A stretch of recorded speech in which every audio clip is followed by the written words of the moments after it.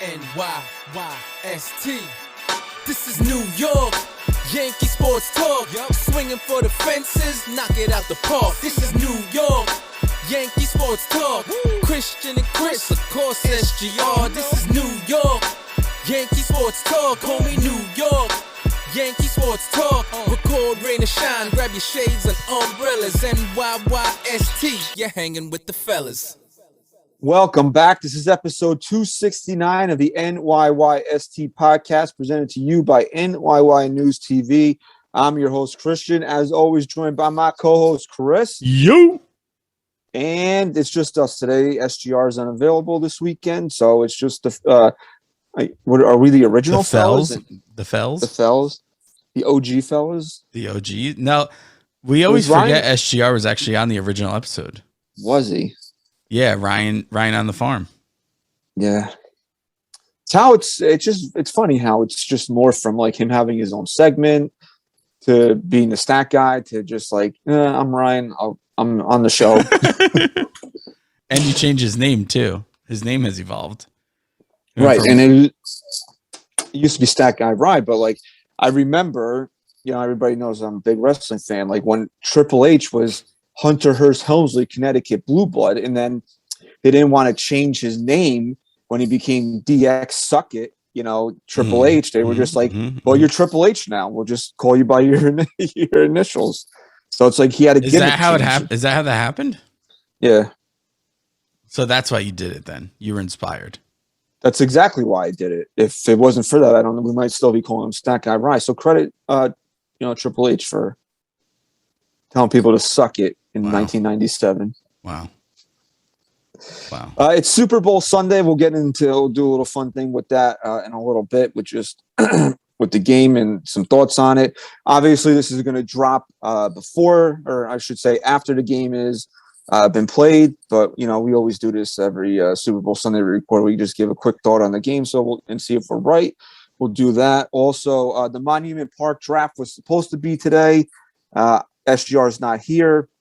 So I want to push it back another week because I would really like SGR to be a part of it. But regardless, we are doing the draft next week, 100%. So that just be on the lookout for that. There are 22 retired Well, there's not really 22 retired numbers. There's 21. They retired 8 twice. So there's 22 players that have had their number retired to get to an even number for what we need to do. How did that happen, by the way? I have no idea. I don't know. Like Bill Dickey was retired first. No? I got to look into the history of it. I remember reading it once, how that happened. But we figured there are players in Monument Park that have plaques, but not their number retired. And George Steinbrenner has a plaque. I figured that George Steinbrenner should just get a pass into the draft because he's the boss, right? And I picked Willie Randolph, Tino Martinez, and Paul O'Neill. There might be somebody else in there, but those are the 3 guys that I picked.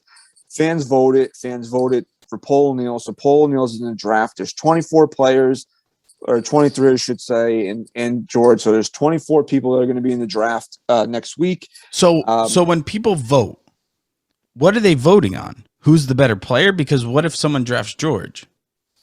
Well, I'm trying to think of the right name for the tournament, and I'm just thinking that we'll just call it the King of Monument Park or something. Okay, like that. I like that. So you're just gonna vote on whatever criteria you want to vote on. If it's like Mariano versus Whitey Ford, and you're like, well, I'm going to vote for a starting pitcher over a reliever, fine. If you're just like, well, Mariano is my favorite player and I didn't see Whitey Ford, I'm voting for Mariano, fine. It's however you want to vote for. If you want to run George through because he's fucking George Steinbrenner, fine. There's really no criteria. It's just see a name, pick it, and vote for it, Like the most prestigious Yankee almost. The most prestigious plaque or number in Monument Park. I was thinking about not just creating a player pool and then we'll just draft, 16, but it doesn't work with 3 people. So I figured we'll just take everybody. We'll vote on them. Some of the rounds will be a little wonky where it won't be 1 versus 1. It'll be, one versus one, but we'll figure it out. We'll have some fun with it. That will 100% be next week. We're going to do that. And we're going to talk about the friggin' CBA today. They met yesterday. They met for less than an hour. We're no closer to baseball. There is a Tampa Ray that could possibly on the market that would look very sexy in pinstripes. I figured we could touch on that, and then we'll get to where we need to get. But we'll let Chris do the bookkeeping right now, and then we'll get into the show. I'm going to get it all out of the way. I'm going to start. I'm going to start with our main sponsor here, Manscaped. Support for the NYYST podcast is brought to you by Manscaped, who is the best in men's below the waist grooming. Manscaped offers precision engineered tools for your family jewels. Manscaped recently launched the Ultimate Men's Hygiene Bundle, the Performance Package. Join over 4 million men worldwide who trust Manscaped with this exclusive offer to you: 20% off and free worldwide shipping with code 20NYYST at manscaped.com. That's 20NYYST at manscaped.com. If my math is correct, that's about 8 million balls. Also, show is brought to you and sponsored by our patrons. Head over to patreon.com/NYYST. Become a patron of the show. Help support us for as low as $5 a month. You can pledge up to as much as you want. And please take a second, subscribe wherever you're watching or listening. Give us a like, and most importantly, a 5-star review on Apple Podcasts if you listen on there. Boom. Okay. Done. All right. Well, tomorrow is Valentine's Day, which it is. It is. And the significance of that in my household is it's usually right around the time where the Yankees are reporting to spring training. Is it fair to say that wives of husbands who are huge baseball fans shouldn't expect like a gift or for their husbands to be like lovey-dovey tomorrow? Because we're kind of like, this is fucked for us, man. No, I sent my wife flowers on Saturday because of it. Yeah, these florists. I mean, I know this is their deal. This is their Super Bowl. This is their big day to make money. Right. But when you are when you're charging these certain prices to deliver on Monday versus Saturday, I'm not doing it. Okay. Yeah. No. Especially when you can't even guarantee me that the shit's going to show up on Monday. Right. So what? I got to be the asshole that my wife's flowers show up on Tuesday? No. So no, I'd rather send. I'm ahead of the game already. Okay. So you're ahead of the game. You saved money, and that's the best way to do it, I'd say. And I wanted to even be a little bit more generous in my gift, but they were charging $25 for delivery, which sounds ridiculous, but it's a holiday. I'll pay it. But they were charging $25 for delivery per item. What? So it's like a bouquet of flowers, $25. You say bouquet? I say bouquet. Bouquet of flowers. Say vase or vase? Vase. Vase, yeah. So then, what conversation hearts are, right? Yeah, where they have the fucking, they have the things on, you read them like, I fucking love you. And then you eat it. They had conversation heart chocolate covered Oreos. I was like, wow, these things are fucking great. Wow. But they were going to charge me another $25 to deliver the fucking Oreos. So that's crazy. I'm good, dude. I'm not cheap. Like people that know me, especially the people that I love, I take care of them. There's really, if I can afford it and I can, to me, it's more about the fucking principle. Like I'm not paying $10. That's crazy. That's crazy. So I got my wife a little something else. I'll give it to her on Monday. Okay. So we're not, even though, I wanted to bring this up when we did the trivia because the trivia book was part of my Christmas gift. Talk about, like whack ass Christmas gifts, right? Mm-hmm. The TV in my man cave is from when we got married. She got her bridesmaids to put together a gift for me, which was pretty cool, even though you jerk offs didn't do anything for her. I'm just saying. Right? That's not like a traditional thing. There's no way. I'm just saying. Okay. That's why she If I was the that best man, maybe I would have thought of it. Okay, that's why she's like, well, Chris didn't step up, so he had no right being the best man anyway. Okay? Wow.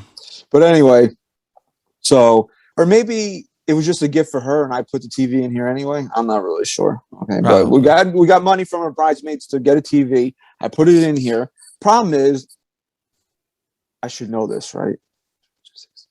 We've been married 6 years in April. The TV's fucking outdated already. Yeah, big time.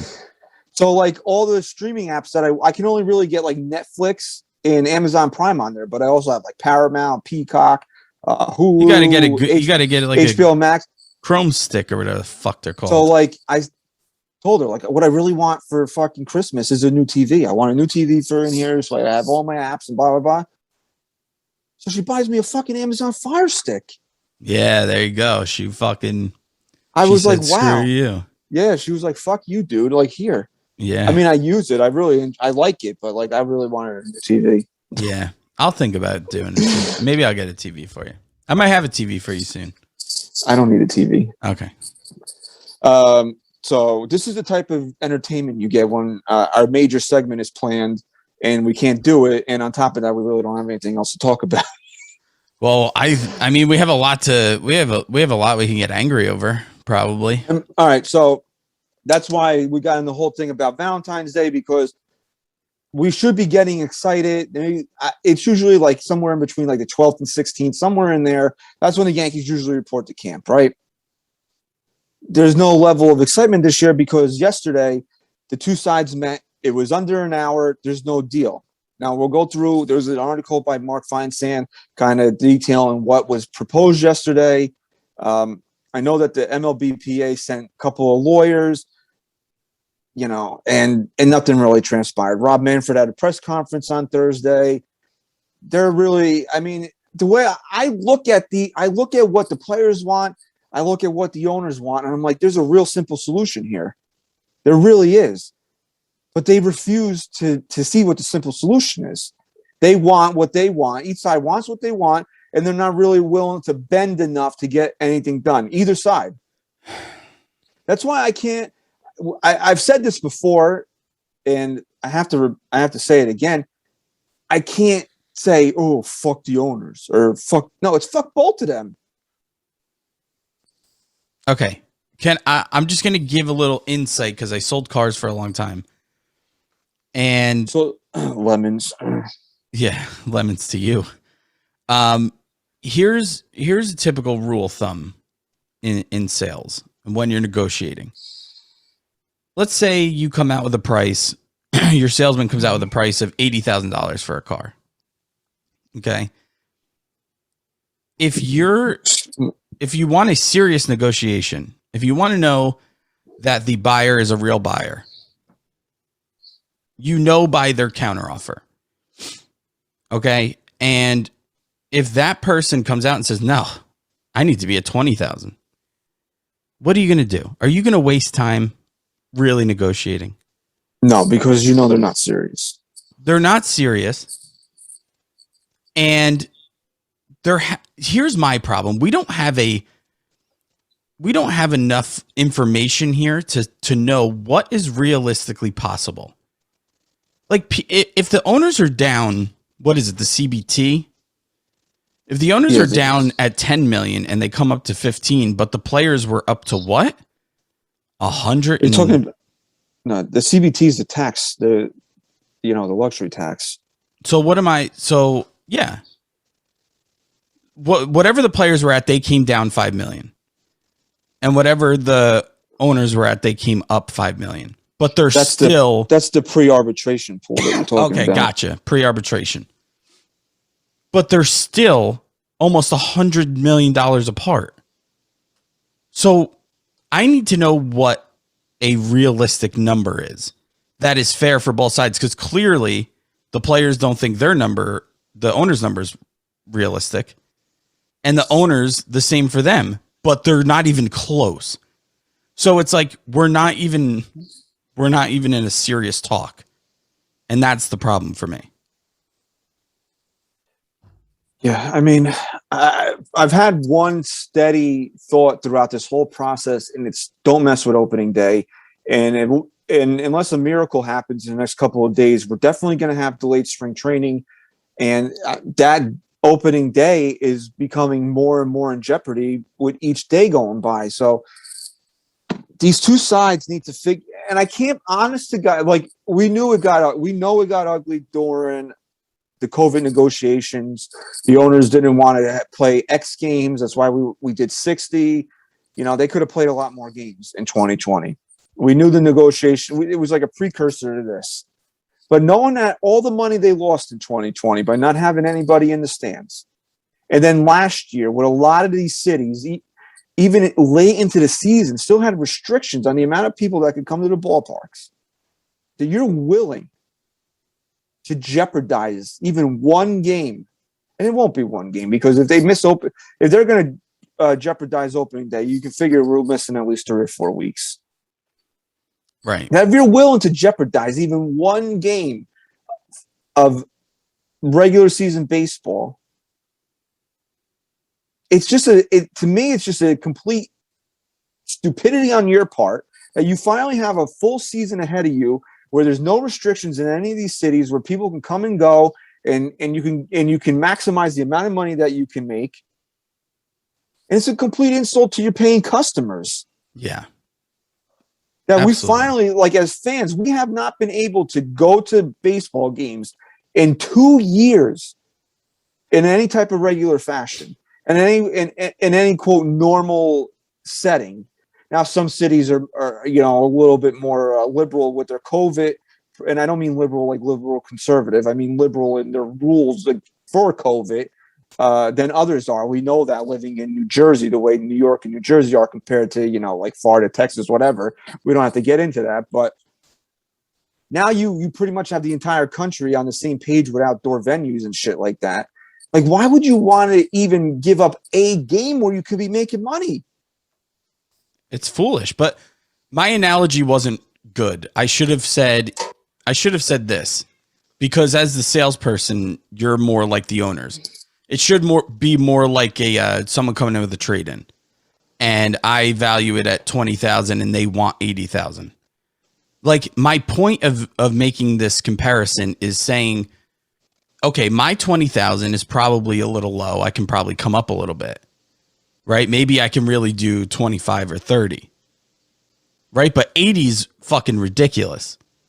So where is that number, and who's the one that's completely out of the realm? I would have to imagine it's the players here, but I don't know. I really don't. We can kind of get into it here with they had 4 core proposals yesterday. And here, this is one of the things the players want to raise. They want to raise from their minimum salaries, right? So MLB's proposal gives the Players Association the alternative to choose between 2 systems. In the first, the players would receive a single minimum salary of $630,000 in 2022, which would mark an increase of more than twice. It would mark an increase of more than twice as large of the $27,000 bump they got in the first year of the last CBA. Under this system, the minimum salary would not be capped, meaning teams could give discretionary raises, while the $59,000 increase from 2021 to 2022 would nearly increase. Would nearly match the increase over the 5 years of the prior CBA. The league's other proposal is a tiered salary system, which would pay $615,000 for 0 service years, $650,000 for 1, $725,000 for 2. The latter of which would be an increase of $15,000 from the prior proposal, compared to the current minimum salary of $570,500. The players would receive a 16% raise over the first 3 years of service time. That's what the owners? That's what the owners proposed yesterday. So they're refusing a 16% raise. These are pre-arbitration eligible players. Yes, that would. I'm sorry, but am I the only one who thinks this is crazy? Honestly, we're talking 16%. What do you think? The owners are billionaires, so they should just give up all their fucking money? Come on, man. Come on. Name me one job where you would scoff at a 16% increase in salary from one year to the next. I can't think of it. Like, if I got a 16% increase, I'd be fucking ecstatic.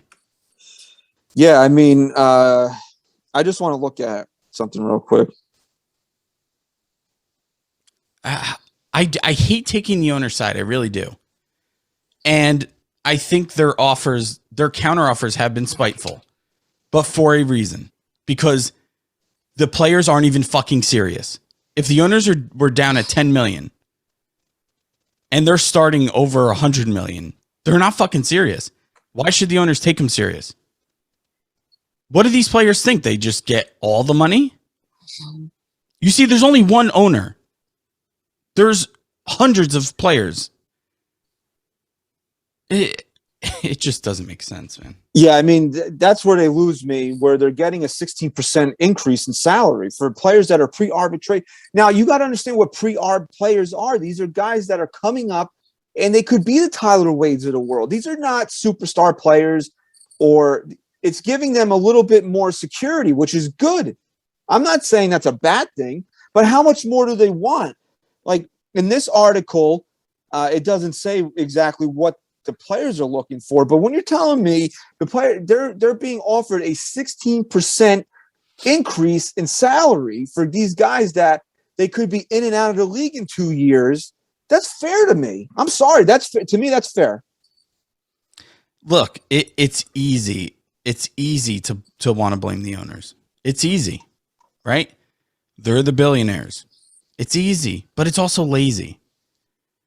You got to think of this as an employer, as someone who owns a business. I mean, you have to.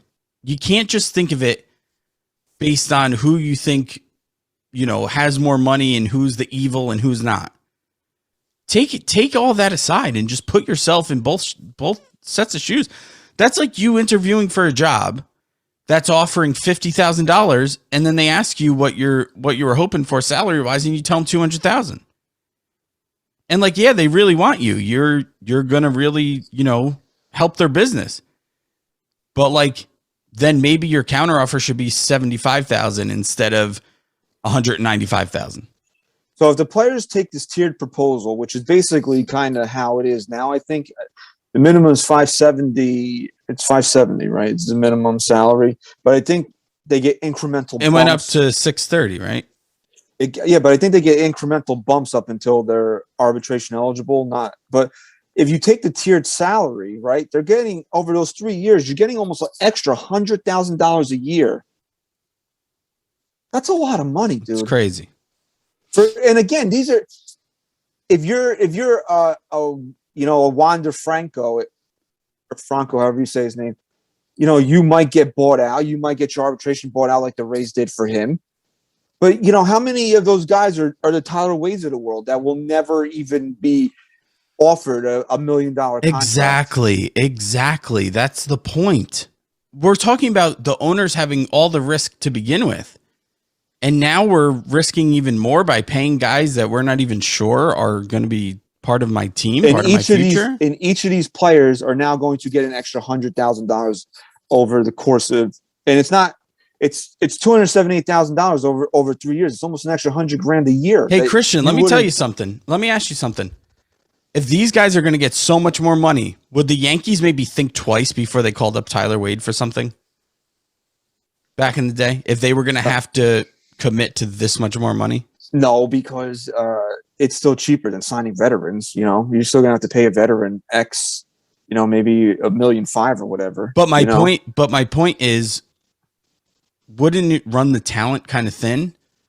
In like, maybe they'd be, I don't know how to put it. I guess what I'm trying to say is, wouldn't they evaluate a lot closer, a lot more in maybe taking a risk on a guy who they know is a top tier prospect if they're going to invest that much money, instead of giving a guy like Tyler Wade the chance as a stopgap for, to fill space and wait for a guy to be ready? Yeah, I mean, maybe. If the Yankees needed a shortstop, let's say they signed Simmons or whoever, because they're probably not getting fucking Correa. Let's just say they sign him, he gets hurt, and they need to call up a shortstop. Don't you think they would just go to Volpe instead of, maybe giving some other guy they don't really give two shits about in the minor leagues a chance to fill in for the time being? I don't know. I mean, no, you do know. The answer is yes. Yeah, I don't know but how that would affect somebody over the short term, though. If the guy's going to come up for a month and then you really have no other plans for him, I don't know how much that would change a team's plan of a top prospect. If you were contemplating you needed a guy to fill in, let's say he's out for the year, and so when does this kick in then, the pre-arbitration? How long do they have to be here? Pre-arbitration players are usually 3 years. Okay, so I guess then my point wouldn't be valid then, because what you're saying is, but aren't they also negotiating like service time and stuff like that? Yeah, I mean, that's other stuff we're going to get to here. Like the pre-arbitration bonus pool, MLB already agreed. They already agreed to the Players Association's proposal to create a bonus pool funded by the league to reward top performers in that 0 to 3 service time category. MLB increased its offer from $10 to $15 million on Saturday. The same increase that the Players Association agreed to in their last move, but they went from $100 million to $105 million. So they're fucking way off on that one. Right. That's the one I'm talking about. That's the one I'm trying to talk about. The league's, just to give a little bit more context, the league's proposal includes the formation of a joint committee, 3 owner reps, 3 player association reps to develop a mutually agreeable war stat to allocate the pool's funds. SGR's here. SGR. We're just going over the. We didn't think you were going to make it today, Ryan, but you're here. SGR's here. We're just going over some of the stuff that was talked about in the meeting yesterday between the players and owners. Okay. So, I'm just going to finish reading this and then we can jump in here. Where were we here? On average, the top 30 pre-ARB players would have increased their salaries by 74% under the proposal. 74%. That's crazy. It's crazy. It's crazy. We were saying, right, that the owner's proposal back would give them a 16% increase. That's a lot. But this is something different. This is now the pre-arbitration bonus pool, which was kind of what you were saying that one time, is that reward players based on their play. Right. So these guys that are pre-arb that are not arbitration eligible yet, if they hit, they're going to come up with their own fakakta fucking war stat here, and if they meet that requirement, then they'll get part of this bonus pool. Right. Now, I think I honestly don't know how many pre-ARB players there are in baseball, but if you look at it realistically, $15 million might be on the low side for the amount of pre-ARB players. But Christian, what did I say? I said if the players were in a realistic stance right now, then the owners would make more of a realistic negotiation. Right. I think they're not serious. 105 is kind of ridiculous. So let's, again, we got to figure is $30 million a fair number? Listen, 15's too low, 105's too high. You're on complete opposite ends of the fucking spectrum here. Where do you meet? Listen, is 50 too high? You know what I'm saying? You sit down. Wait, I have a question though. I have a question. So is this is about that the war pool that they're considering, right? So yes. MLB is considering to give a $10 million bonus pool, whereas the Players Association wants it at $105 million. They've already agreed. The MLB and the Players Association have already agreed to the concept of the bonus pool. It's just how much money goes in the pool. Right. Well, hey, then you know what? Then if they want more money, then get a little Players Association pool together. You could take some money from your contracts, and you could put together. Let's for these guys that aren't there yet. Let's do this. Ready? You guys are owners of a company, and you need to fill a position. You need to hire someone. So you sit down with a candidate. You sit down with two candidates. You love both of them. You like one a little more, and you sit down and the offer for the position is $50,000 a year. And you ask them, where do you need to be to work here? And they come back again, the job is $50,000 and they come back and say $200,000. Now let's take employee B. You really like them also. 50,000. Where do you need to be? They say 75,000. Who are you more willing to negotiate with to hire them? Well, person at 200,000? No, the guy at 75 because you can strike a deal with him a lot easier. Exactly, because he's much more realistic to where things need to be. So you might come back and say, look, I can't go up to 75, but I'll meet you at 60. How's that? The person who's at 200,000, you're laughing away, even though you want to hire them. Of course you do. You love them. Because 60 is still dog shit. 60 is still dog shit. Exactly. So why would the owners go anywhere further from 10 to 15? Why would they go from 10 to 50? Why would they do it? They're still $50 million apart. No, the players need to come down. This way the owners can go up. The players need to understand what's realistic. That's the problem. Like, to me, if you're getting an increase in your minimum salary and they already agreed to this bonus pool money, you don't need to be getting, this is going to sound really shitty, I guess I should. You don't need to be getting rich off the bonus pool money, okay? That's the way I look at it. They're just trying to have their cake and eat it too. You don't need to be getting entire thing. I think it's a great concession on MLB. So if you're a pre-R player, 0, 1, 2 years of service time, with what you're making plus, you figure you hit these bonuses, you'd be making over $1 million a year. That was unheard of for these guys in that situation. Absolutely. So to me, again, I don't want to be, like you said, I don't want to be the guy that defends the owners, but the way I'm looking at it, I'm saying to myself, like, the players want from what we're reading here, and I don't think Mark Feinsand has an agenda. It's just kind of he's reporting the facts. Absolutely. If any of these reporters have any agenda, it's towards the players. Feinsand actually did a great job just reporting an unbiased, straight factual report. So to me, I mean, you got to look at it like this. This is, minimum salaries and pre-R players getting bonuses. I don't know. It seems to me that the owners of what they already agreed upon is a win for the players. Now the owners maybe need to come up a little bit on the bonus pool money, but other than that, dude, like I think this is fair for both sides. Now, do you understand why the owners wanted a mediator? Because they're so just on different ends of the. I completely understand why they wanted a mediator. They need that neutral party to come in and tell the players and the owners what is realistic. Yeah, but again, with mediation, you can say, all right, this is realistic to you, but go fuck yourself. I'm not doing it anyway. Right. Well, that's what the players are essentially doing regardless. Right. And we can say the owners are too, because of the fact the players are so high. They are high with some of the numbers that they're coming. Fuck. All right. So the other thing, the CBT, the competitive balance tax, this is the one that we're really concerned with as Yankee fans because, fucking hell.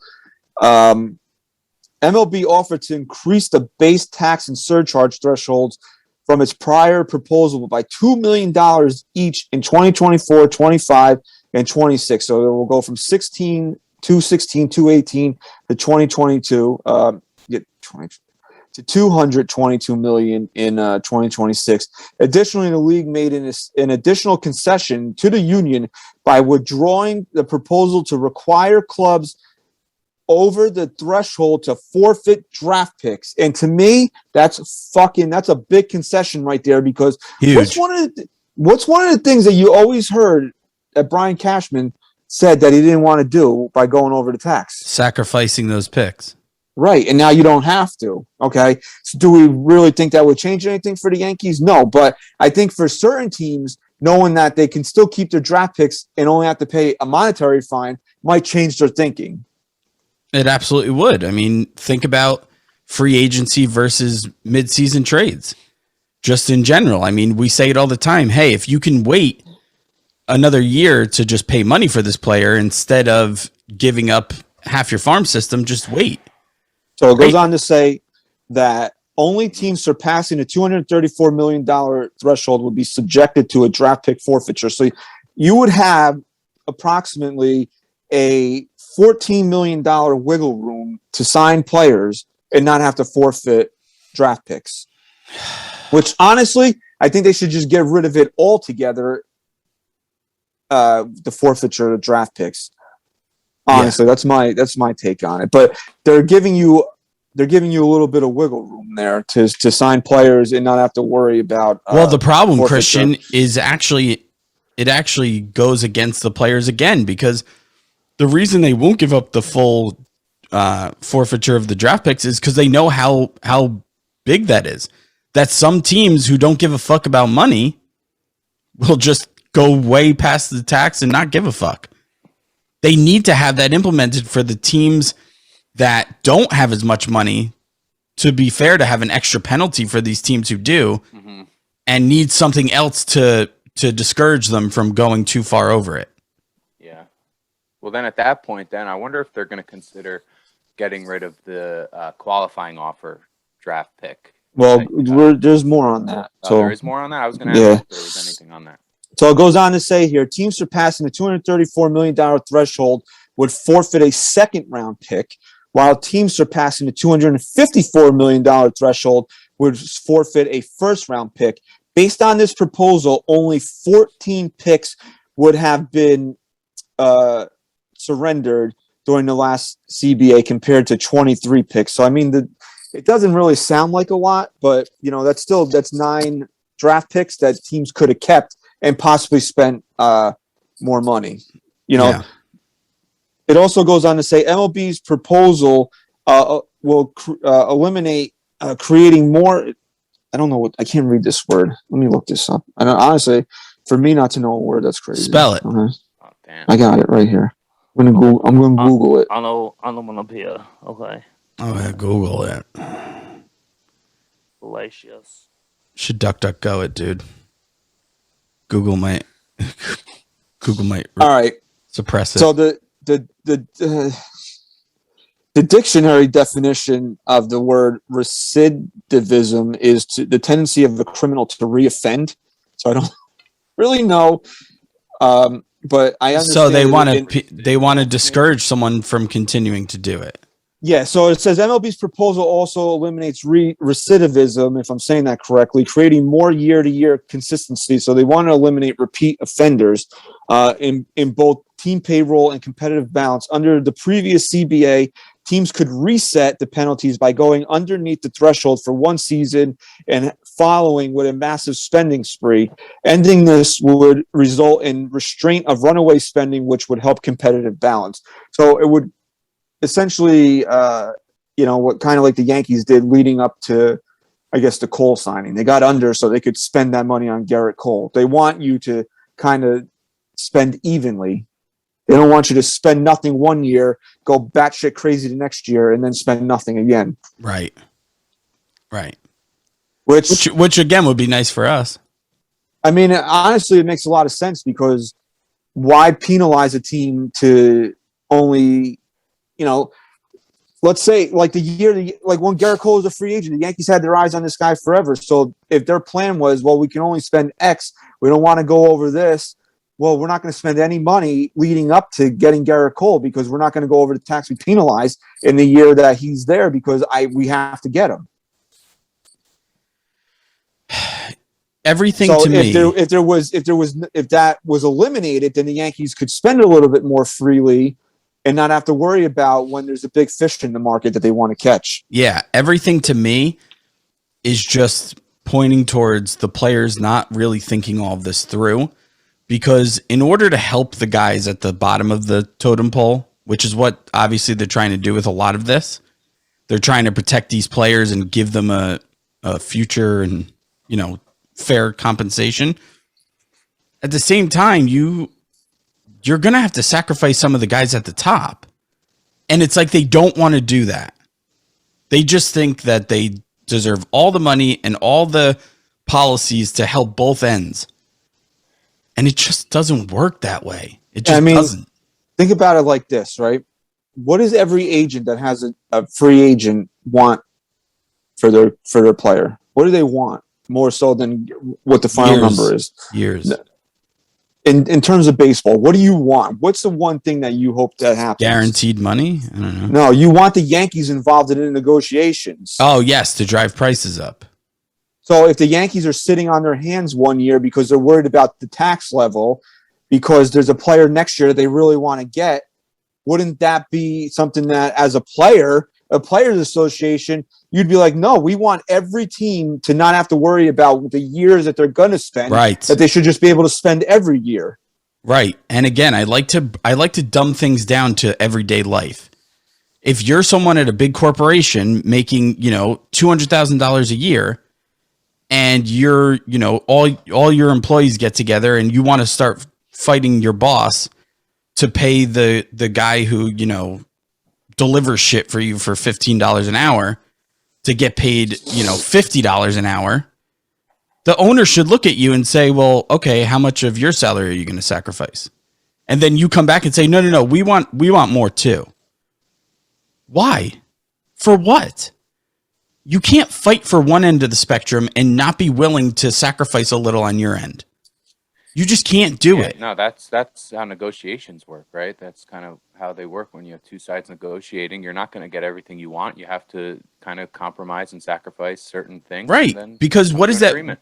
What is that owner going to do? They're going to tell you to go screw.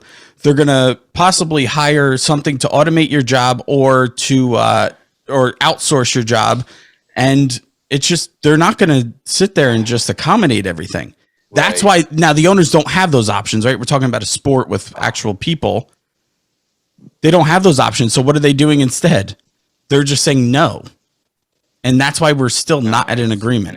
And it's moving at such a slow pace because they're so far apart and they're not considering that we're in February and the season's supposed to start really soon. Well, here's my question real quick before you keep going, Christian.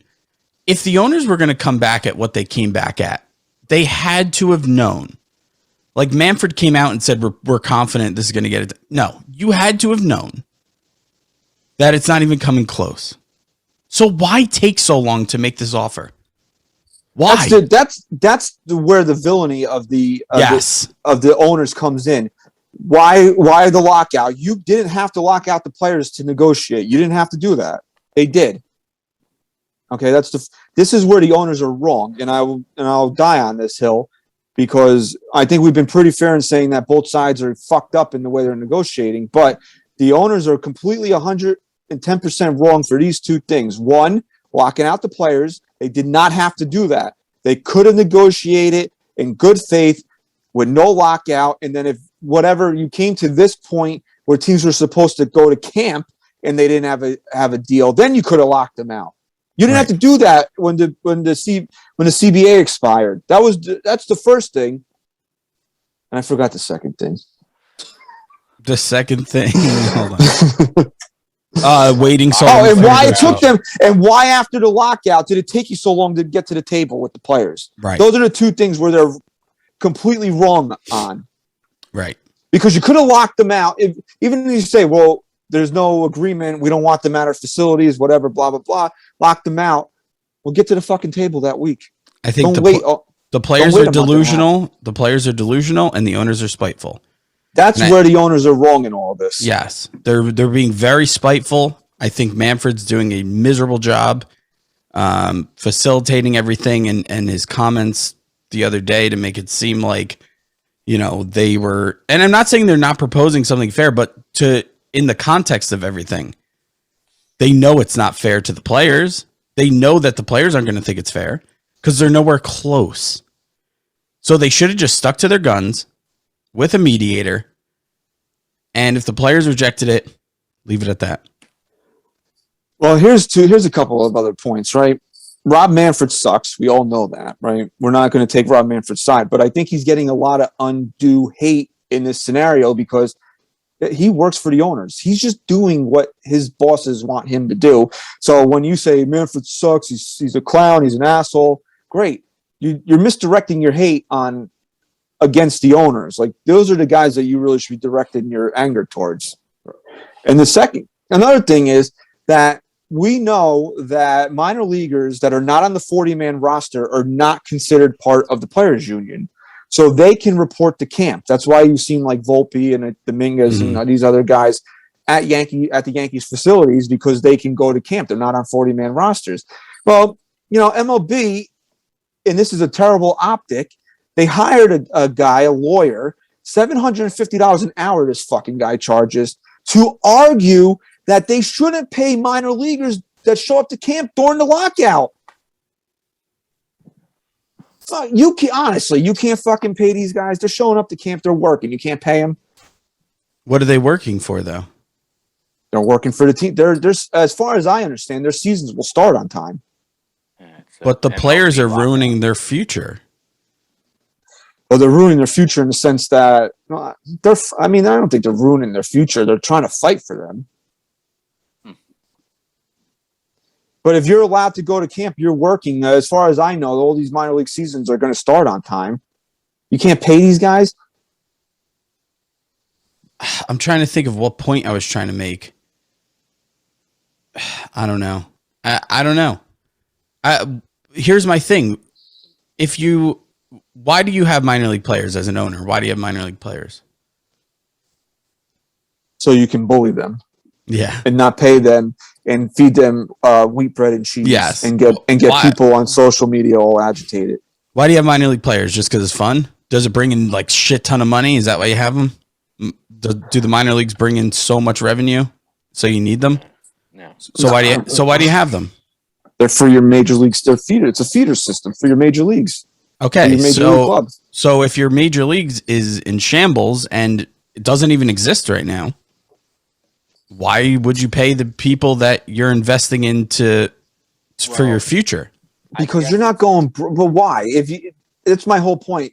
You're paying this guy an absorbent amount of money to argue a point that you shouldn't pay them. Just fucking pay them. What's the big deal?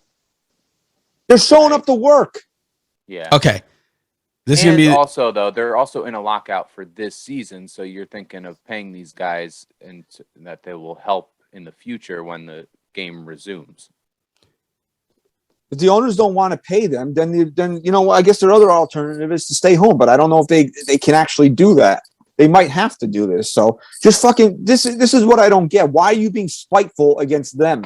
All right, let me ask you a question. Let me ask you a question. You have a pool, right? You have a pool in your backyard.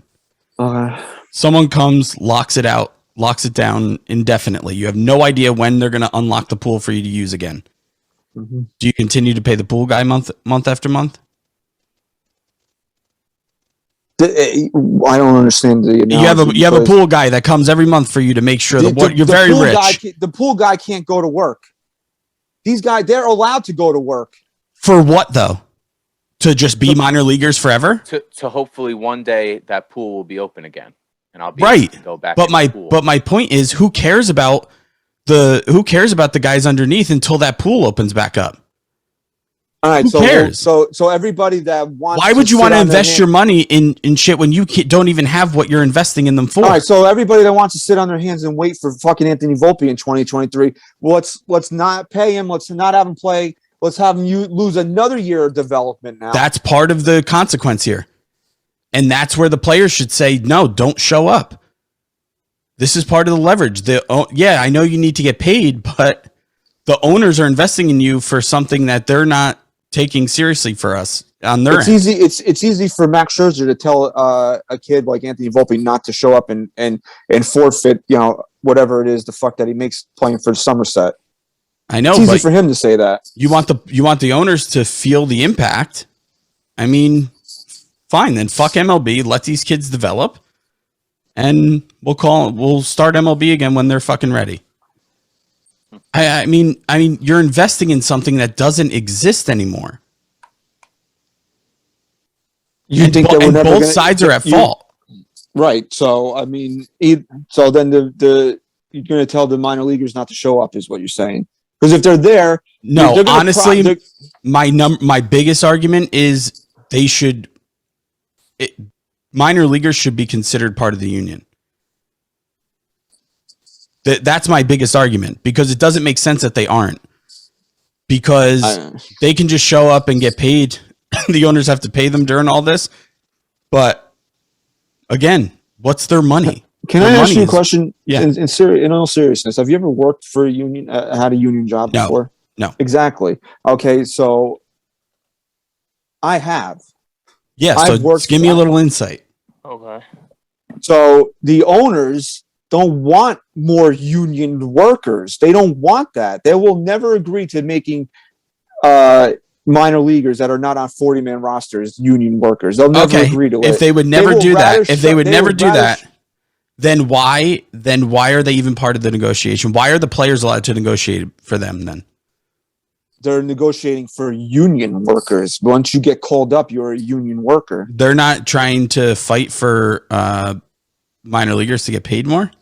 Well, if that's your point, then you might have a valid one. If this is the union versus the owners, then why care about people that are in the minor leagues? And also, you can even argue that the guys who get called up that they're fighting for are technically still minor leaguers. They're not part of the union, right? Like right now, they're not part of the union. Ryan, can you look that up? How many? You might only need 8 days service time to be considered part of the union. Actually, you don't even need any service time because, as I said, if you you're can on be part of the 40-man, you can be on a 40-man roster and be part of the union. Yeah, you hold a contract with a major league club, so 40-man roster. Then at that point, that's why some clubs don't even bother filling their 40-man rosters. Right. It's ridiculous. So really to me, is. it's like minor league baseball. These guys who are reporting are completely separate. And at this point, why should the owners are paying them out of good faith? Because they're not even part of this. They're just there. They mean nothing to the owners right now. Nothing. Well, all I'm saying, dude, is if they're showing up, I mean, you shouldn't be paying a guy nearly $800 an hour to argue that you can't afford to pay them or whatever. See, here's where my argument is. the association. Sorry, Chris, I cut you off. The association represents around 1,200 players, or the number of players on each club's 40-man roster, in addition to any players on the injured list. So here's my thing. If you want to fight about the owners not wanting to pay the guys, I can sit here and see their point. I can see it. I don't think it's right. I think their perspective should be, I have guys who want to show up right now. I should want to fucking pay them. You guys don't want to show up. These guys do. So I should be glad to pay them. That's not fair, Chris, because the Major League Baseball players in the union are not allowed to show up. They're locked out. Yes, it's not a strike. But hold on. They're part of negotiations that are causing this. Yeah, I understand that, but if they're not locked out, how do you know that they're not going to go and work out at team facilities or wouldn't show up for spring training right now? They probably would. I don't know at this point. That would be good. I mean, I would love to know. We never will, but I guess that's fair too. But what I'm saying is these guys are showing up. You should be happy to pay them. They're there working for your club to be part of the future of your club that makes you money. Because here's to further that point, right? Excuse me, about paying the minor leaguers that show up. The Chicago White Sox are installing a vaccine mandate for all minor league players. Yes. Yep. No, there was always a mandate. And I think now the mandate is you have to be boosted as well. There was always a mandate. They had 100% vaccine rate in their minor league system last year. So we spend a lot of time on these negotiations. So I don't want to go into the whole vaccine bullshit. But if you're going to require somebody to be up to date on their vaccination status, how are you going to then tell them that they're not going to get paid for going to work? Well, yeah, at that point, of course. And just another thing on that, it's like there's going to be players kicking back now. You know, a year ago we didn't necessarily know all the data out with the vaccines and stuff, and now that it's clear, you can still get it, pass it, whatever. These players are going to fight back on this. They're going to lose players. The White Sox are the first team known to require vaccinations for minor league players. In late January, Major League Baseball told teams that vaccines would not be mandatory for minor league players, but would be for managers, coaches, and other staff that come into regular contact with players. So which I think is fair to leave it up to the teams. I think that's how it should be. Players. I don't agree with that mandate at all, but you're right though. I mean, you want to mandate something for players, then you better fucking pay them, or they can go somewhere else. That's yeah. All right, so boy. let's get to the last thing here. It has to do with service time, and then there's a couple of other minor things that we'll just touch on. MLB added draft pick incentives to further disincentivize clubs from managing service time for top prospects. Teams will now potentially have the chance to earn 2 draft picks per player if the player reaches certain benchmarks in reward voting. I think that's fair. That's what the MLB, because that's one of the big things that the union has been crying about for a long time is manipulation of service time. So now you're giving an incentive to a club to call the guy up, and if he's as good as advertised, you will get possibly 2 draft picks. But what you're saying is you're still reading what MLB came back to the union with, right? This was part of their agreement that they tried to. Yes. Man, I gotta say, there really hasn't been one thing that you've read that I can't sit here and say I don't understand what the players are even thinking. Beyond fair. That service time thing is the one thing I was always on the player's side for. And I think that's a more than fair offer to come up like that. Yeah, it's just they're so far apart. What you have to do here is you have to put into context not what the players are asking for. You have to put into context what the owners are offering compared to what it was. Right? Leave the players asking out of everything. Have they gone up substantially, Christian, on everything you've said? I wouldn't say substantially, but I would say that they have, based on reading this, they're more moving in the direction of trying to get something done than the players are. Now, compared to where things are now, and comparing that to what the players are asking for, can we sit here and safely assume that what the players are asking for, they're, where they are in the spectrum here is completely out of reach, out of touch with reality? And some of these are, yes, like the $105 million bonus pool that they want. So, again, all signs point. I'm not saying both sides aren't to blame. But if you had to ask me who I think is trying to make a season happen quicker, it's the owners. So it says also MLB's proposal Saturday increased the incentive for clubs to promote top prospects by allowing them to receive both a Rule 4 draft selection and an international selection, because they want to institute an international draft instead of just having teams like the Yankees be able to go out and sign these guys. Players had expressed the concern that a single draft pick would not be enough of a reward for teams promoting top prospects instead of manipulating their service time. So, and here's some other minor things. I don't know how minor they are, but this is other things that they have discussed: increasing the Rule 4 signing bonus and international draft slots to add more than $23 million of additional spending on amateur players compared to 2019. They want to institute an NBA-style draft lottery. That doesn't excite me, really, to be honest with you. A proposal that players who are drafted after submitting pre-draft physicals must be offered at least 75% of their slot value associated with their selection and can't be failed by the club on a post-draft physical. This is in response to what the Mets did to Kumar Rocker. Improvements to the health benefits package. Here's an interesting one: a first-time ever limit on number of times a player can be optioned in a season. They want to set it at 5. So you cannot send the player down more than 5 times in a season. So it used to be once you call them up, it counts as an option. Option that you could roll through the rest of the year. Right, exactly. So now they want to cap that at 5. I think that's fair. That's fair. That's actually again fair, more fair to the players. But then at that point, then do you then get rid of the grace period? Because there is that when they get sent down, then they have to wait another 10 days probably before they get called back up. So then maybe I'd have to get rid of that. I'd have to imagine that Yeah. would be eliminated. They want to. Somebody said they agreed to this. It doesn't say that it's 100% agreed upon here, but the addition of the universal DH. Mhm. I mean, that's a Cool. no-brainer. Yeah, that's.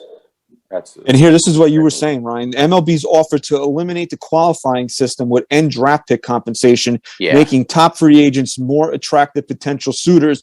That's got to be a win for the players right there. Yeah, come on, 100%. That's a big win because that's not fair. That's not fair to those guys that are free agents when the team that they are on offers them the qualifying offer when they're really due to make a lot more than that. What, $19 to $21 million 1-year deal? So they shouldn't be the ones that pay the price for not re-signing with their original team, and that's kind of what ends up happening. They don't get the contract offers that they would had there not been a qualifying offer attached. There have been guys that have been stayed away from because teams don't think that they're worth the money and the first round draft pick. Right. Yep. Happens all So the I think time. that's to me that's a big win for the players right there. It also says an expanded postseason. MLB is seeking a 14-team field rather than the 12 that the Players Association is proposing. It would increase the playoff pool for players thanks to the additional revenue from the games. Increasing the field would also mean the addition of more than 100 players to postseason play, which those additional 100 players would then make more money. As a fan, I hate it. I hate the expanded postseason, but the players want it for the additional revenue, and the owners want it for the additional revenue. So, I mean, it's going to happen. Right. It's just how many. It's just going to be how many teams. It's just going to be how many teams go in. Because I don't think any of us, the three of us, really would like that. But when you look at what would come of that, it would be more money to players in an incentivized way that have now earned that extra money by making the playoffs. You clearly did something that was good enough. Your performance was good enough to now make more money instead of just being a flat front where a team that doesn't make the playoffs, a team like maybe the Orioles, do they really deserve to make all of that extra revenue money if they're not doing their part? All this that we're talking about is mostly shit that we don't really care. Like it's money between owners and players. This is the one thing that affects us as a fan, and that's why I can say I fucking hate it. I hate it. Mm-hmm. I think it just waters down the prestigiousness of winning a World Series, but it's good for the players, good for the owners. So obviously it's going to happen. It's just a matter of, when do the players draw the line and say, yeah, you know what? That looks good. That we can work with. I mean, honestly, on that aspect, I would be shocked if the players don't take the 14-team proposal because it's more money for them and it's more opportunities for teams to win championships. You're adding 100 more. You're adding potentially 100 more players into a bonus pool here. And again, isn't this all about money? This is all about money, right? It was one little line about the improvement to the healthcare package, and everything else is about fucking money. Yep. So what are you arguing over? It's what it comes down to. It's money. That's what it. So who gives them money? Who gives them money? Oh, the people who are sacrificing now, possibly watching a season start on time. We're the ones, if at all. We're the ones. You know what? And we get lost in all of this. Not even mentioned. They don't care about us, dude. You know that. It's clearly. But it's just ironic, though, that without us, they don't have anything to negotiate. I learned this from being a wrestling fan, and it doesn't matter who, WWE has their stars, their top, Brock Lesnar, Roman Reigns, Becky Lynch, Ronda Rousey. They have a handful of top level stars that they can market, right? But it doesn't matter beyond that or who shows up. You want to know why? Because of the TV contracts. This is how they are making money. TV networks want live, original, weekly programming, and that's what wrestling provides. So that's why Vince McMahon got $1 billion deal from USA, got $1 billion deal from Fox for his properties. So and this is, I made the argument earlier about losing revenue at the gate, but in the end, it's so minor compared to what they'll make from ESPN, Fox, the regional sports networks. So they don't, honestly, like, we feel slighted because we're the ones that don't get the thing that we love. But in the end, it'll come back and they'll still be rich as fuck because of the billions and billions of dollars they'll get from the networks desperate for their content. That's why people are like, oh, baseball's a dying sport. It's not, dude. It's not a dying sport when you see the amount of money networks are throwing at like at shit products because they need the content. They need original. They need original live content. Man. And that sport, more than any other, has so many games to do it. Right. So there's so much production value there. So, like we said, we made the point about, why would you want to lose that revenue? But then, I come to think of it, they don't give a fuck, dude. You know how much money ESPN is going to pay them, Fox, like we just said? And there's 162 games. There's literally a game every night of the week if you want to sell a package. And I don't know if you all noticed this, they have this thing called Strike Zone, which they're going to debut this year, which is going to be their version of Red Zone. Okay. Football doesn't make a lot of sense. I'm sure that was. So what is it? What a run on scoring position? Strike zone. They'll cut to the game, and you'll watch. Watch me watch the game. You watch me watch. So watch the game. So we were supposed to do our Monument Park draft this week. Since Ryan was late getting on, we mentioned this earlier. We're not doing it this week. We're doing it next week. I was ready, dude. I was doing research. But remember, I said that I had something for you, jack-offs. Yes. Yeah.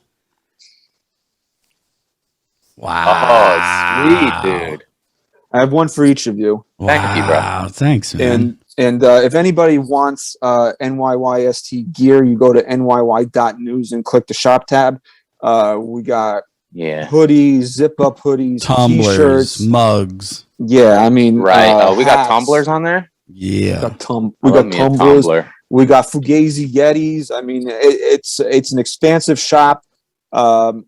Pete did a fucking great job. Yeah, Pete's really doing a great job with all of this so far. It's been a great couple. So, how long have we been doing this now? It's been like a couple months now. Month and a half. A month and a half. Yeah. So definitely, you have your wife has something that you have to come get. Oh yeah. So you need to come get your shit here. Ooh. All right. What else? Since we'll just mention this. So I was reading something here. So we know how the Rays like to cut bait before they have to pay guys, right? Yes. Austin Meadows' name came up today, potentially after the lockout, that they could be looking to move him. Now, I don't see any way that the Rays trade that player to New York and the Yankees send the prospects necessary to get him to Tampa. No. It would be too smart. Not a chance. But they might be, because then they'll be the ones swindling the Yankees. They would be willing to do it for the right price. It would have to be a drastic overpay. Yes, which is what the Mets would end up doing.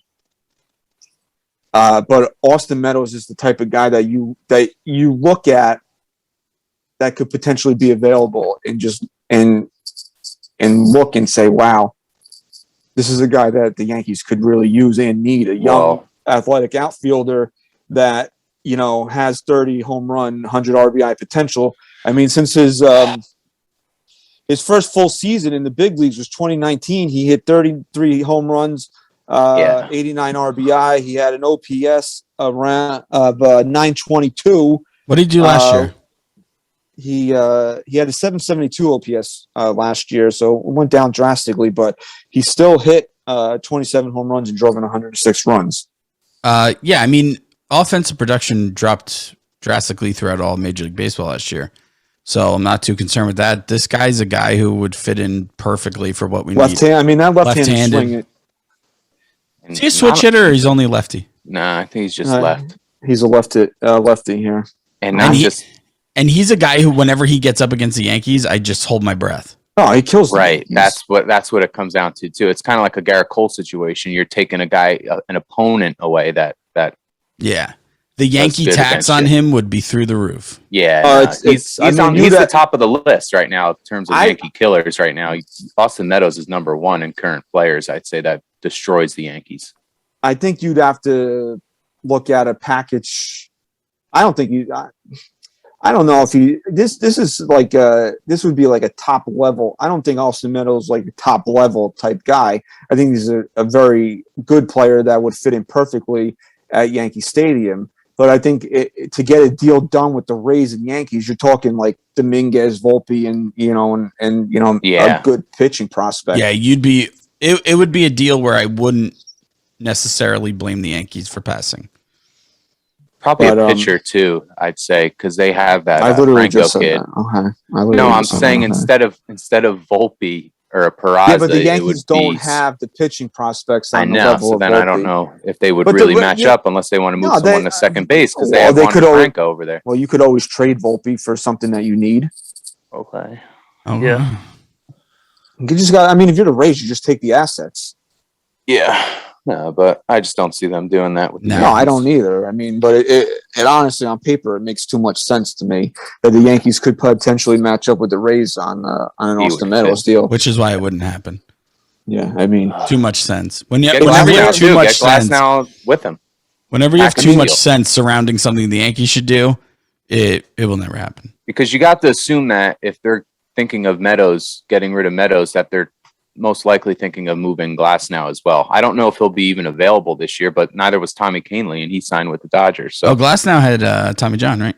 Yeah, so he's a big one. No, but Glasnow's not a free agent. Tommy Kahnle was a free agent.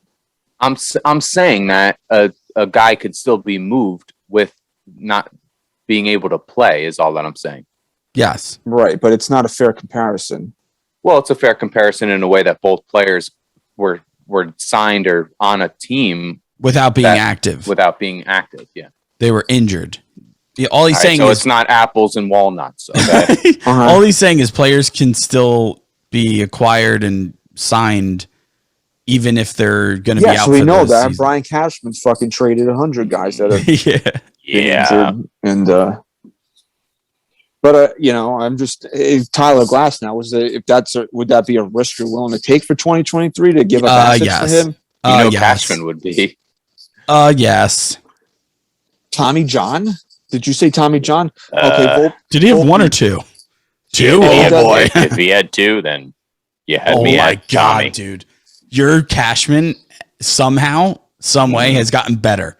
Yeah, that just bugged me the fuck out. It is hit or miss, but I do have it today, and he's somebody that we'll look into. I don't think the Rays will give us Meadows, but we'll obviously make the call if he's available. That is fucking wild. That has gotten better. I'll try to find like a press conference and I'll like edit it so it'll be like Cashman and then I'll you have join in and then we'll make it a game or something. Yeah. Ryan or Brian. I already nice. mentioned that to you. Ryan or Brian. So didn't you have one other thing you wanted to touch on? I don't remember. Can you rewind? You want me to rewind everything? I probably could. I have literally no clue. I think the only thing we mentioned was to have a little fun with the Super Bowl. Oh yeah, right. Super Bowl. I don't think there's anything baseball related. Super Bowl. That was it. Super Balls. Super Bowl. So the game's in about 3.5 hours or so, right? We got the Bengals and the Rams. I don't know. It's just not a sexy matchup in New York. New York. So it's not the sexiest. Still break records for how many people watch. Oh, absolutely, dude. So I don't know. I don't know. I like to pick a team to root for just to make the game more interesting. Mm-hmm. I don't hate the Rams. Like a lot of Giant fans hate Odell Beckham. I don't hate him. Oh yeah, I forgot he's over there. I don't hate him per se, honestly. So I'm not rooting against the Rams because of Odell. I just think that it was probably time for him to move on here. But at the same time, like Joey Burrow and the Bengals being that underdog story. House money. They're playing with house money, man. Unless your team is the dominant dynasty team, it's always kind of fun to root for that underdog. I think think it makes for a better story. Yeah, but especially Christian, like in Super Bowl 52, you had to be rooting for the underdog there, right? Who? Philadelphia. No, I always rooted for Tom Brady, unless he was playing the Giants. Always rooted for Tom Brady. What was I going to say?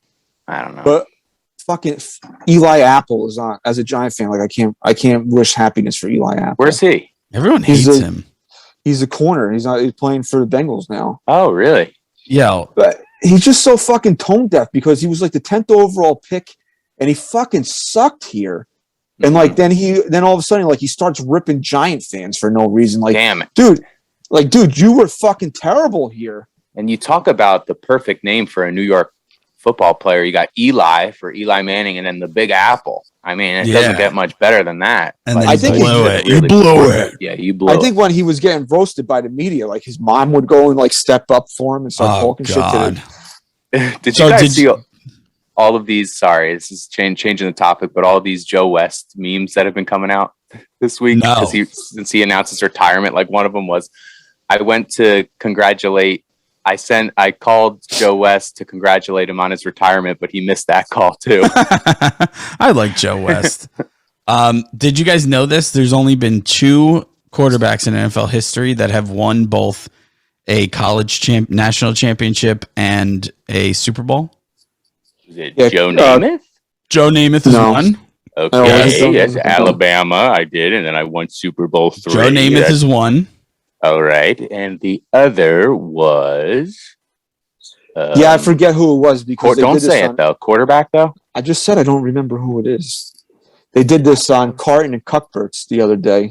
Well, there's a reason why I'm bringing it up. It's relevant to the Super Bowl. Oh, is it? Uh-huh. Who is it then? I don't know. I forget.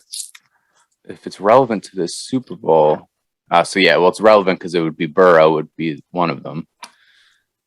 I don't know. I can't think of who. Joe Montana. Both named Joe. Oh. Has Joe Burrow won a national championship? Yes. Is he in the Super Bowl? Mm-hmm. Your mom has a Super Bowl. If he wins, only 3 quarterbacks would have done both, all named Joe. Oh, true. Okay. Crazy. Okay. So I'm gonna go with pretty much every one of these games has come down to like the last play. So I'll go Bengals 31-28 for the victory. Wow. Although I kind of want the Bengals to lose this way when I turn on Boomer and Gio tomorrow. They're fucking miserable because I hate both of them. Well, but I'll go Bengals 31-28. I tweeted this. I asked my daughter last week, my 2-year-old daughter, who had no idea what I was asking her, who was going to win. She said Bengals. And then we said... she didn't say, Daddy, it doesn't matter because global warming exists. No. And then I asked what the score was going to be. She said 25-22. So cool score. I'm going to say 25-22 Bengals. And then my father-in-law got his box pool numbers the other day. He got Bengals 5, Rams 2. That's funny. Wow. Wild. Oh, wow. Wild. I think the playoffs have been so good this year that they're due to have a clunker kind of game. So I think tonight's going to be a clunk and the Rams are going to blow out the Bengals. Really? See, here's what I think. You remember the 2017 Yankees? Why were they just so fucking good? They just played with house money the whole time. They said, fuck it. We're sick of people saying we're not good enough. We're going to come out, whatever. And Burrow has kept that all postseason. I'm going to say the Bengals come out. They're the underdog, and he's going to take care of business. I just don't like this one stat. It was that I believe it was Joe Burrow was sacked more. He's the first quarterback to lead the league in most sack the most and make the Super Bowl. And to go against the defensive line like the Rams with Aaron Donald, I just don't see it lining up that way where he's going to have time to throw. And that's usually when the teams. Most teams that have lost in recent years that you can always remember a big play where the quarterback just didn't have. Well, that's how the Eagles beat Brady. Yeah, and that's how the Giants were efficient against Brady, was by getting to him quickly, not giving him enough time. So that's going to be the case tonight. Okay. So those are our predictions. We'll see if we're right. You know, when you listen back to the show or watch it on YouTube on Monday, we'll see. 44-17. 44-17 final. Wow. Big blowout. Yeah. If it is, then I'll go to fucking bed after the concert. So. To the concert. Well, that's the first thing Super Bowl I'm looking halftime show I'm looking forward to. What's the first song going to be? It's got to be still Dre, right? You have to go next episode, bro. You're gonna fucking piss off all the TikTok kids. Nah, you gotta which go. One's Forgot that about one? Dre. It's the next episode. It's with Snoop. Do you need me to play it, dog? Snoop, Dre. Well, the one I'm thinking of is Don't. That's what you're thinking. I'm about to play this one. This is what I think. Nowadays, I think they're everybody going to come wanna out. talk. I think they're going to come out in a car. Hold on, let me play this one first. Can you hear it? I think they're going to do this first. I'm with Ryan. And they're going to come out in a car with the hydraulics going. You think so? Wow. Yeah. Ryan has an inside tip. Like in the music video. Oh, all these kids are gonna know who their parents are. Well, all these white people were gangster, right? No, that wasn't Forgot About Dre. That was still Dre. Forgot About Dre was with Eminem. Yeah, that's what I think they're coming out to. I got something. Don't say, but nothing comes out when they move the lips. There's a bunch of gibberish. That's what. No, I think that'll be like the second or third song because come out with them. Can Kendrick Lamar test positive for COVID so he doesn't have to do the concert? I'm not saying that he's a part of it. No, I like Kendrick. You like Lamar. I'm not saying on the record label. He's got to have like really bad COVID where he's sick, but just like he tests positive, he's got a little runny asymptomatic, and then he's fine the next day. Okay. Just so he doesn't have to be a part of the concert. Okay? Yeah, he's kind of just like Mary J. doesn't Blige. fit in. He's like the he's the outcast here. I don't know how Mary J fits in with Snoop, Eminem, and Dre, but you can't throw Mary J away. No. She's an icon. All right, so let's wrap this up here. Okay, how long is the show? Like 3.5 hours? Hour 20. Yeah, we didn't talk about anything important. I thought it was actually a very important show. Informative. That gave a lot of people a breakdown of the proposal, and a lot of people just read shit like here the proposal was bullshit, and they don't. I didn't have time to go through it all. It was very helpful to me too. I mean, but we spent an hour talking about assholes and pricks fucking arguing over money when we should be talking about, Garrett Pitchers Cole, and catchers reporting. Garrett Cole showing up in Tampa today. Nope. You want to know why Garrett Cole would never show up in Tampa today? Amy would cut his balls off if he missed Valentine's Day. True. Ryan, what does Garrett Cole say to Amy on Valentine's Day? So I bought you a bunch of gold. I bought you a bunch of different little trinkets and some chocolates, and let's go have a nice long toss. I'm trying to work on his impression a little bit more. It's kind of sounds like Kermit the Frog a little bit. Well, he does sound like Kermit. But he does sound a lot like this, but I don't know. Now that we brought up Garrett Cole, we're at about 120. Let's spend I don't want to leave this for next week, okay? There's something came out earlier this week. And let me go back to my Twitter, okay, so I can get it. I don't know where this was from. I really don't know. I saw somebody tweeted it, and then I picked up on it. Tweeted it. It must have been part of some type of article or something, but it was Bob Clappish and Brandon Cuddy were talking about Garrett Cole. And Clappish, who we know hates Garrett Cole. Why? I don't know, because he's the one that started he's the one that reported on the locker room shit with Cole and Gardy. But Clappish says great. So was he hurt or not hurt? Oh, he was hurt. He was hurt on the days he wasn't pitching well, but was healthy on the days he did pitch well. That's the mystery here. And then Cuddy goes on to say, did the sticky stuff or lack of sticky stuff bother him on the days he didn't pitch well in Boston when it was chilly and dry on the field in a wild card game? Or was there a problem with the hamstring? Was it the lack of sticky stuff or just not having your best stuff at the possible worst time? Maybe it was all three, or maybe you two are just dumb as fuck.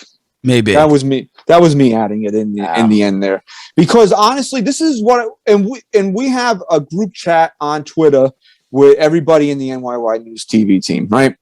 And this is what I brought up earlier, and I've said this on the show before. And I know everybody remembers The Dark Knight when the Joker says the city needs a better class of criminal. And I've always said this, and I said this fan base needs a better class of podcast. And that was always part of my goal in doing this, is to present alternatives to this fan base and not have them have the same rhetoric and bullshit shoved down their fucking throats all the time, where they only think that's the only thing that they think could possibly be true. Right. It takes literally a 5-second fucking search of Garrett Cole's game logs to see how his season took a giant shit after he got fucking hurt against the Blue Jays in that game in early September. Right.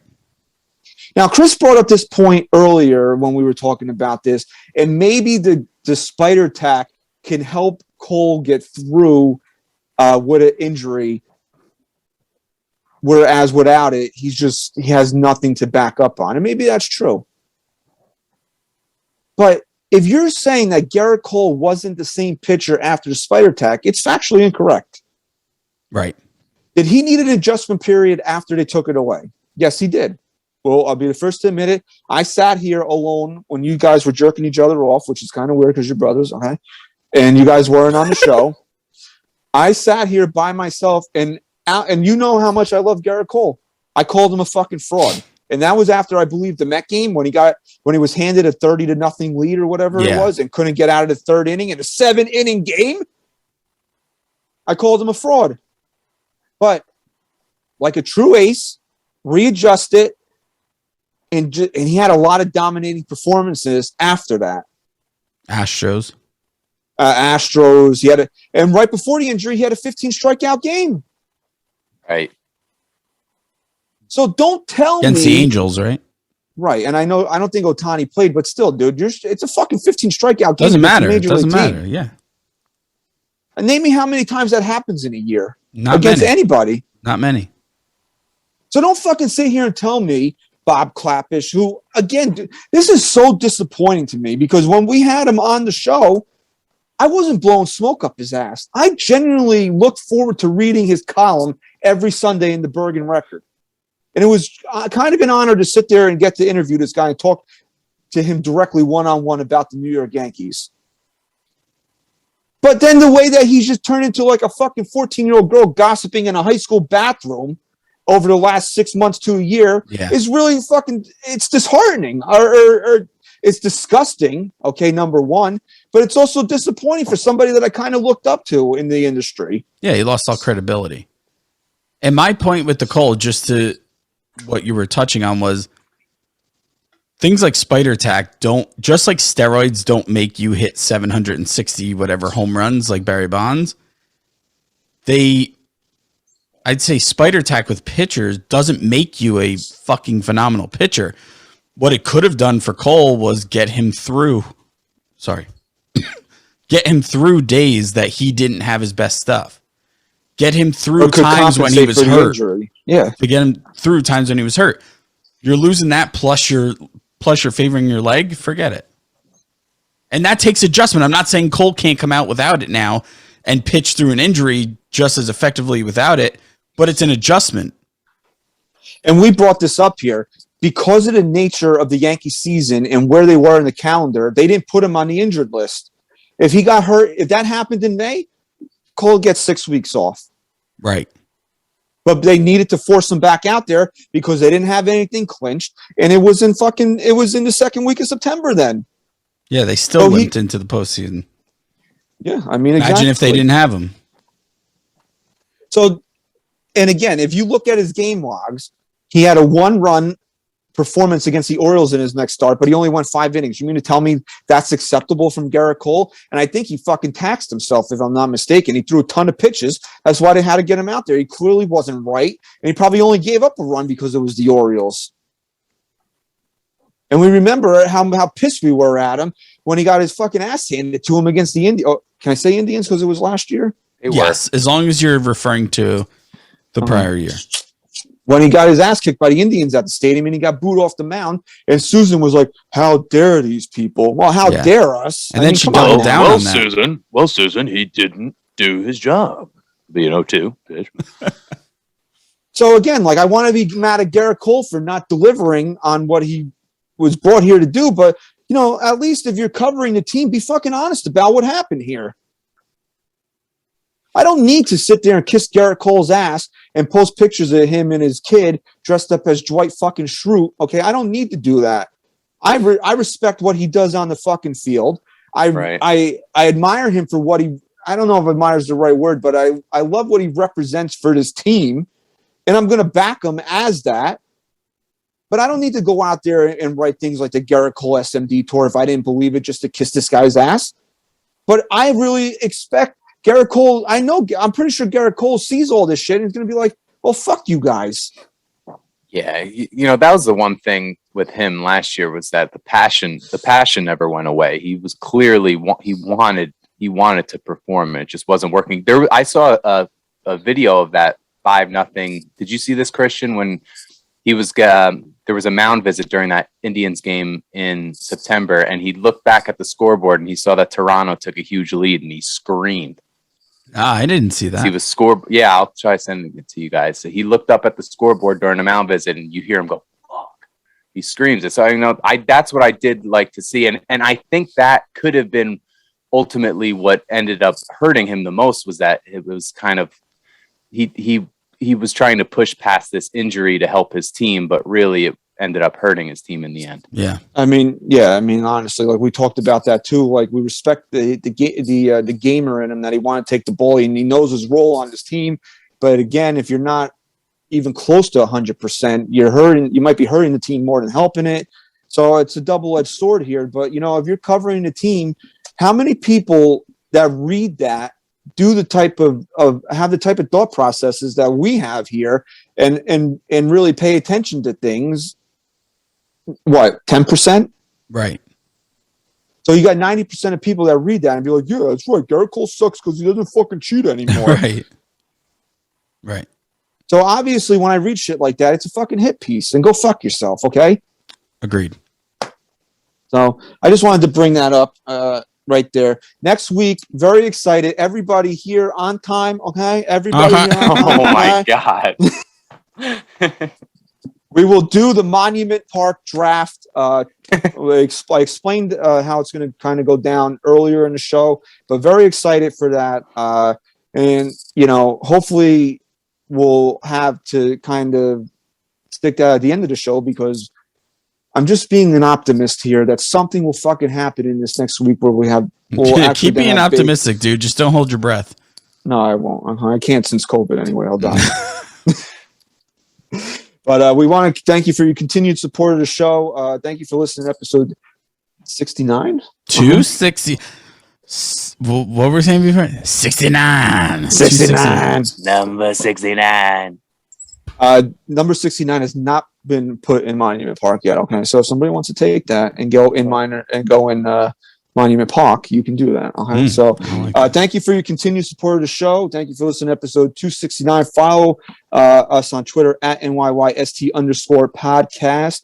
SGR. Go Yanks. Chris, say goodbye. Peace.